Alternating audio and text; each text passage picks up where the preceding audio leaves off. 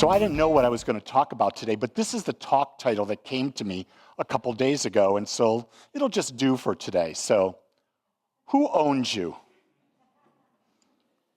Who's your daddy? Who's your mommy? Think about that. I'm asking you to really think about that. Who owns you? Do you know that you're owned? Do you know that everyone in here is a slave? You're looking at me funny right now. But I'll tell you who owns you. Your unconscious mind. All those ideas and perceptions that you've allowed to filter into your mind, they own you. They control you. You don't even realize that we're acting every moment of every day by unconscious patterns of thoughts within our mind, and those patterns of thought are determining what we experience. Isn't that interesting? We're doing so much fighting with this political denomination, that political domination, this religion against that religion against this religion, this sexuality against that sexuality. We've got all of these things that we're fighting against, and we realize that the only thing that is owning us is our own mind. And here's the beauty of that. The only thing that we can change is what? Our own mind. We cannot change anyone else. Do you get that? Here's the thing why are we owned? When you fight against something, what happens? They fight against you. Does fighting work? Look at the history of humankind and ask the question, does fighting work? Now, have you ever heard the statement, beware the peacekeepers? Why should you be aware of the peacekeepers? Because the peacekeepers, first off, what do we do when we go over and we bring democracy to a foreign country? We send in our peacekeepers, don't we? And what do our peacekeepers go with? Do they go with an olive branch? Or do they go in with drones and missiles and tanks and every other weapon you can imagine? But we call them peacekeepers. So we're going for a peaceful life. Has there ever been peace on the planet? Never. Why? Because we're two-sided. Everything in this world is two-sided. There will always be peace and war. There will be love and hate. There will be famine and abundance. Why? Because we live in a duality. And in a duality, a one-sided life cannot possibly exist. So let me ask you this question. Who here is pretty newlywed? Who's been married under 5 years? Anybody? Okay, we've got a couple back there. Is your life totally blissful? Do you never have challenges? Does he do everything you want and do you do everything he wants? Or do you have differences of opinion? Chances are, John said this yesterday in the thing. Do you remember when you met your lover and you embraced in that first kiss? And you held him close and you weren't going to let him go. And that kiss, 45 minutes. It was a big kiss. And then the next time you kissed him, it was good. 43 minutes. The next thing you know, a year and a half later,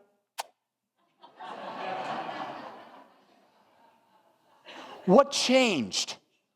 What changed between the 45-minute kiss and the...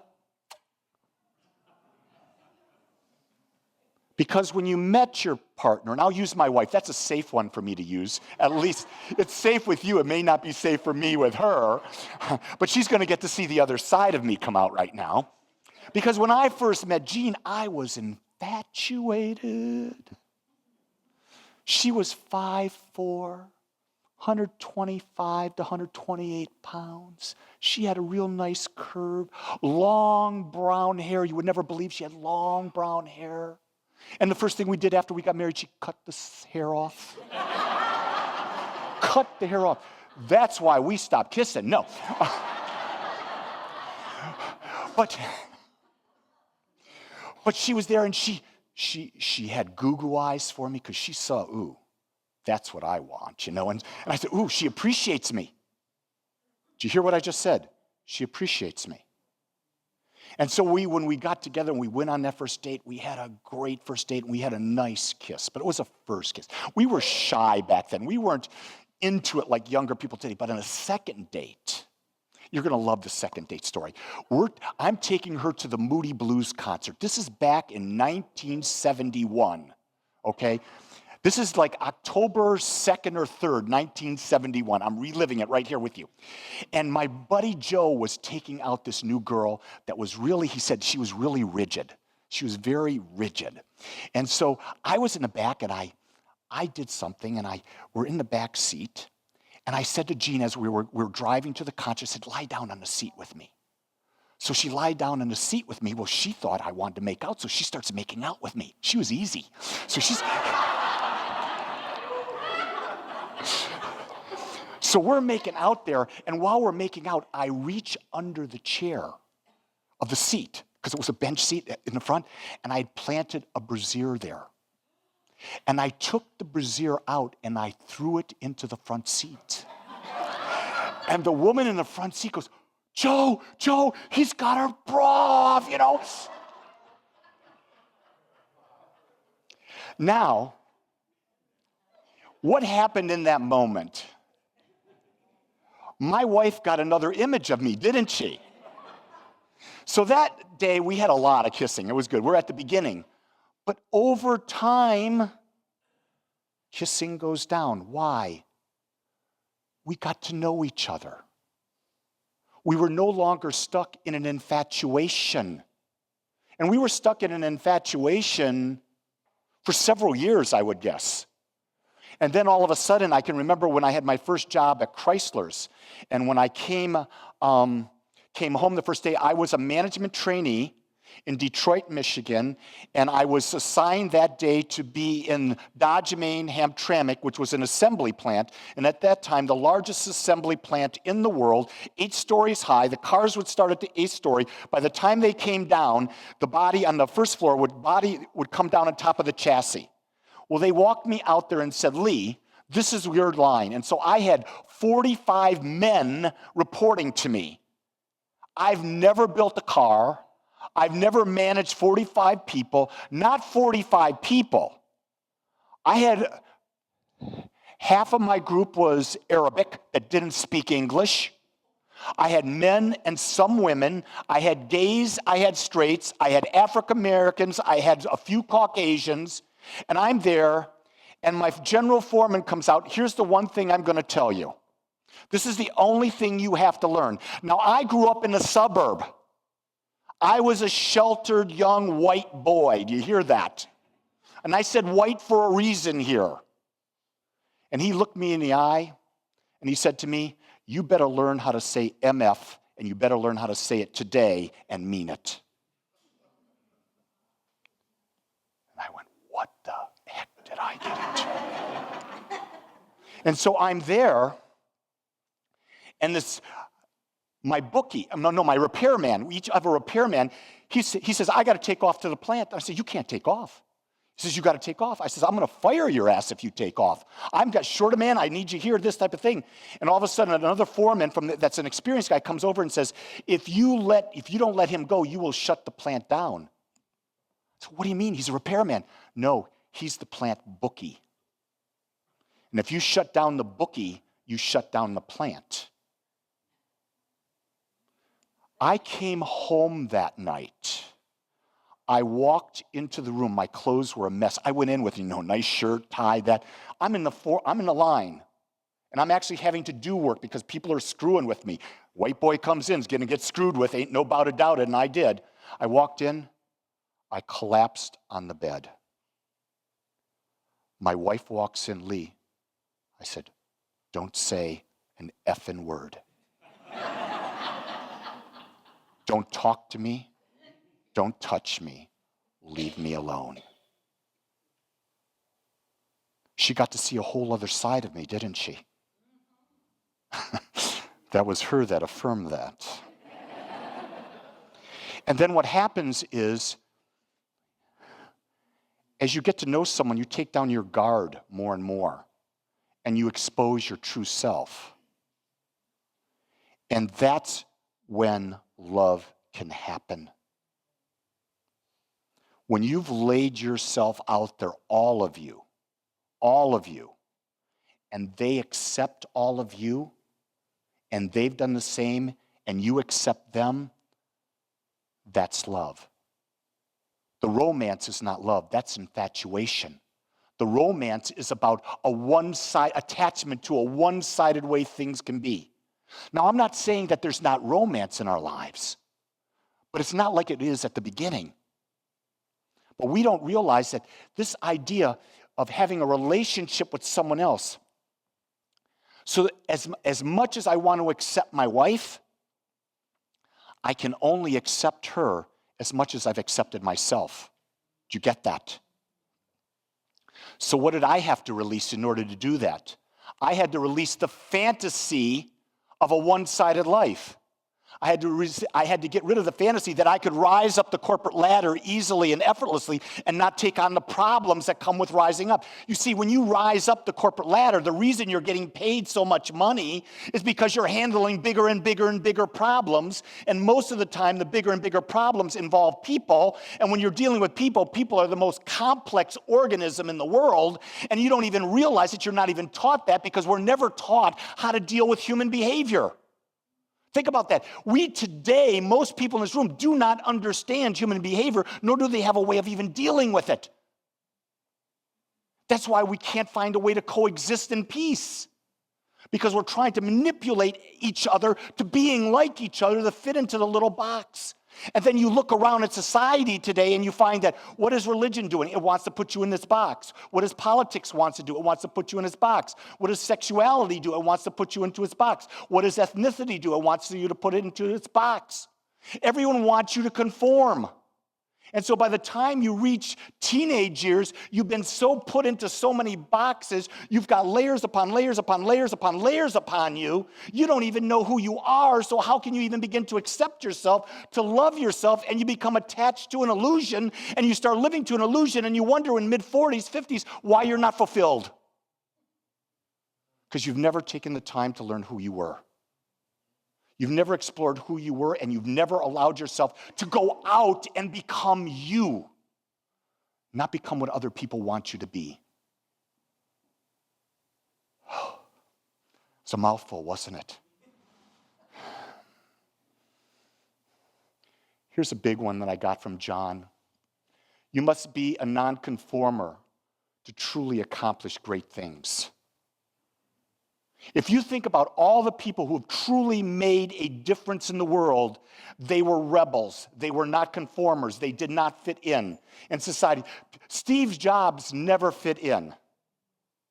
Ever fit in. Jeff Bezos never fit in. Albert Einstein never fit in. None of the great masters that have been on the planet have ever fit in. They've always been unique. And you see, when you're unique, you create unique. When you create unique, you bring a bigger service, a new service to the world. And the more people it serves, the greater the impact it has.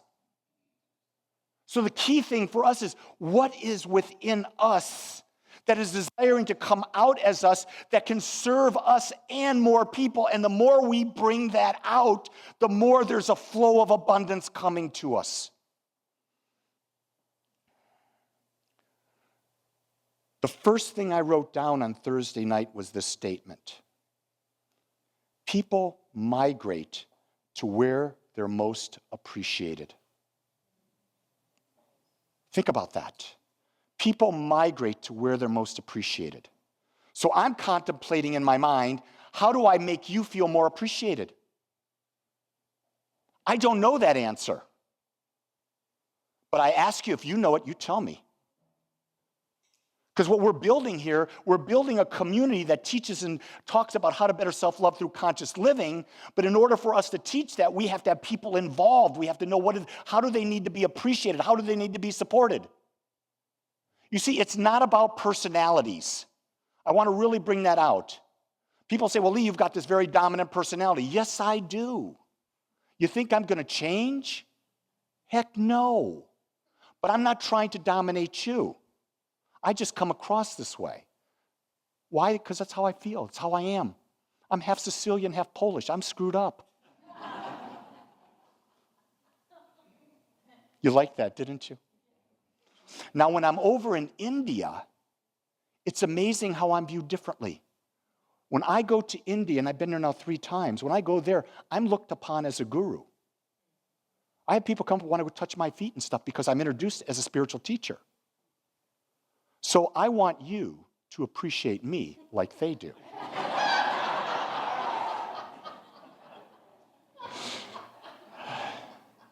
I've got a foot bath out there later on. Ooh, this is pretty good. Remember in the Bible where Jesus washed the feet of the apostles? There was a whole thing about that. Why did he do that? Do you know why he did that? Because he wanted the apostles to know that he was no different than they were. He wanted to let the apostles know, don't put me on a pedestal. I'm going to do this lowly act of washing your feet, which was considered very low. They didn't want him to do it. He did it because he didn't want to be put on a pedestal. But yet we put teachers, we put people on pedestals. And when we put them on pedestals, what do? We're causing greater separation between us and them. And in reality, we're all equal. So people say to me, Lee, why do you talk the way you do? Because I want to make sure you understand I'm human. I'm just like you. I just have different values, and I'm living those values differently than you. It doesn't make me better, doesn't make me worse. The other thing is don't put someone below you. Don't think someone's less than you because, they're not as advanced as I am. That's not true. You don't know where they are. Let me make that really clear for you. You never know where another human being is.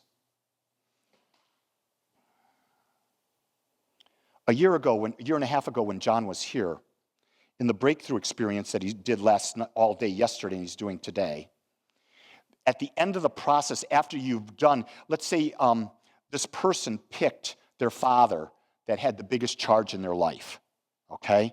So you go through a process that takes hours so that you're neutralizing whatever happened. And then you scan the room of all the people in the room and you pick an individual who to you represents the person that you're going to do the work on. And then what happens is you come up and you have 2 chairs facing each other, like the chairs here. The person with the longer legs are wide, the person with the shorter legs are in, and you're really close. Your faces are about this far apart, okay? I got picked by this woman. So I went up, I got in my chair, she got in her chair. John is facilitating, he's right there. And he says to the woman, now, have you done all the work? Have you neutralized this?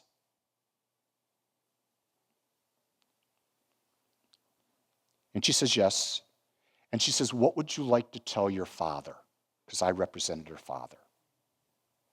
And she went in and she started thanking me for the fact that I killed her mother. And I beat her mercilessly as a child. And she was able to neutralize that by seeing that there was so much good that had come into her life later. She could see how there was not a one-sided thing. Tears are flowing from her eyes. Tears are flowing from my eyes. I don't know this woman. I've never met this woman. And then what happens is John says, are you complete? She says, yes. Then he looks at me and says, as her father, what do you want to say to her? And it comes.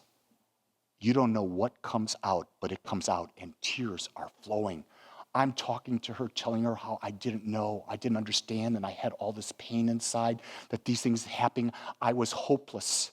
I wanted to commit suicide. Latching out was the only way that I knew to stay alive. And I told her I was sorry and I regretted it. I don't even know the words, but that's the general idea. And we're in tears bawling. There are people watching all this. Everyone in the room is bawling their eyes out. And when we were complete, it was like a wave. It just washed over us. and there was freedom. She was free, but so was I. I didn't realize that her journey in that moment had taken on and affected my journey, and things in my life were healed in that moment. The only way we got to that was to see that life is always in balance. It's always in balance. If you think it's not, you're lying to yourself. If you think it's not, what's happening is you put so much scar tissue or protective tissue around it that it's buried so deep that you've got to drill and drill and drill and drill. And eventually it comes out. And when it comes out, there's a sense of freedom like you've never had. It's absolutely amazing how this stuff works. Listen to this. This is really good. You are not here for the judgments. Do you get that? You're here for the love. Judgment causes separation. Love is inclusive. We're always going to be confronted with judgments. How quickly can we become inclusive after we have the judgment? See, it's an illusion to think that you're always going to be in love. Do you get that? It's an illusion to think you're going to be the perfect loving person all the time. That's an illusion. Don't brace that illusion. But the idea is, how can you go to this side or this side and come back to love? How can you go here, come back to love? And there's always going to be that in this human body. For as long as you are alive, there is going to be that contrast and the opportunity for you to come back to love, because once you fall in love at this level, the next thing the universe does is it expands you and gives you another level to go to. And there you're going to be challenged as much as supported, and then you've got to come to the realization, oh, I am equal again there. And it doesn't stop. This is the illusion. In the East, the illusion is that you're going to reach nirvana. You're going to reach enlightenment. Anyone who tells you they're enlightened master and are not affected by that, tell them they're full of crap. If the Dalai Lama tells you that he's enlightened and he's always perfect, he's always good, he's always kind, he's full of crap. There's example after example. Go look at the documentaries on Mother Teresa and find out Mother Teresa had a dark side and a light side. What happens is the media takes it and they bring out the light side and they forget the dark. And now we're measuring ourselves against a false image, a false God. Thou shalt not bring false gods before me. What's a false god? One-sided view. Did you get that? The idea to say that God is all good is hocus pocus. God is not all good. God is all. Did you hear the difference? God is not good. God is all, because God is infinite. Being infinite, it's all sides. Everything is God. We want to think that God is just one-sided. That illusion causes us more pain than we can imagine, and it separates us. I think it's time we stop looking at God in an unrealistic way. It's your perseverance being the best you that brings the greatest achievement. When you see your life in balance as best as you can, and you find out that inspired mission from within you that is desiring to express itself, you're being the best you can be. That's living. For me, my purpose in life is to teach and speak about how to better self-love through conscious living, to touch as many lives as I can, to build a family, a community that is forever expanding and sharing love together. Now, I didn't say that it's going to be all happy. There's going to be controversy. There's going to be upset. There's going to be downturn. But there's going to be praise and all that other stuff. But that's what family is.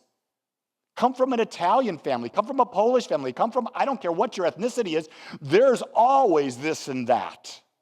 When my wife came to my house for the first dinner with my family, she thought we were all going to kill each other. Because in my house, if you can tell, I'm loud. My mother was loud, my father was loud, my brother was loud, my sister was loud. We are loud. And people think we're yelling at them. No, we're not yelling at you. We're just loud. And then she sat down and she watched as the food. My mother put this feast. My mother was Italian. She came from Italy. Put this feast out. In 5 minutes, everyone was done but Jean. Why? Think about it. Why would that happen? My father was brought up in a Polish family whose father died when he was 14 because he was an alcoholic, fell down the stairs in the middle of the Depression. They had no money, and if you wanted food, you had to grab it and eat it as fast as you could because there wasn't enough for everybody. So what happened? We blindly accepted his point because we didn't know any better. Now instead of 5 minutes at the Wolak house, it's 15. We're progressing. This was another point that I really want to talk about. When we're in an illusion here, and the truth is here, most people are not going to be able to make that leap. You're hearing that. It's too big a leap. But what can happen is, if we can create an illusion that's a higher vibration, and we move to that illusion, then we move up. Eventually, we can get to the point where we become more aware. So sometimes we build on illusions to create a better illusion, a more empowered illusion. And if you think about it and you watch the different religions in the world, you might be able to see that there is a different level of illusion within them based on whatever perspective you're looking at. So you can't knock the religions of the world because they are serving people. There are people who need that right now. There are people who cannot begin to even understand a single word I've said. I've done a talk in another religious science church in another state, and I start talking the way I talk. You didn't talk about Jesus. You didn't talk about the Bible. See, that's where their consciousness is. Not right or wrong. Did you hear that? It's just where it is. Here was my consciousness. What happened? I didn't know my audience. I could have easily, had I known my audience, had I taken the time to find out where they were in consciousness, I could have tailored my talk where they could have heard it. You see what I'm getting at? So I take 100% responsibility for what happened. I didn't pursue it enough. That's what we have to do. If you're in a relationship with someone and something's not going right, you have to take 100% responsibility that maybe you're not communicating your desires, your expectations to them in a way that they can understand. And then you've got to make sure that you're not seeking them to be one-sided. I keep coming back to that, don't I?